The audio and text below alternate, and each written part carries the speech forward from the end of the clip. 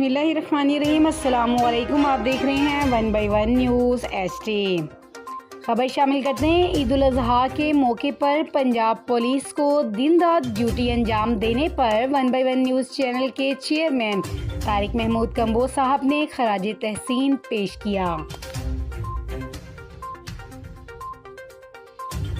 Chairman Tariq Mahmood combo साहब ने 1 by 1 news channel के सीनियर एंकर मियां शकील को बताया कि पंजाब पुलिस के जवानों ने ईद उल अज़हा के मौके पर अपने बच्चों और अपने वालिदैन से दूर रहकर अपने फ़राइज़ अंजाम दिए।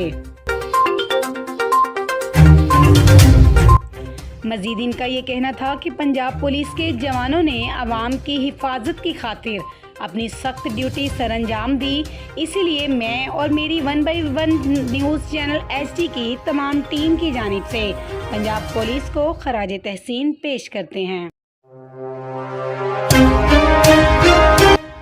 मज़ीद ऐसी खबरों से बाखबर रहने के लिए देखते रहिएगा चैनल 1 बाय 1 न्यूज़ HD।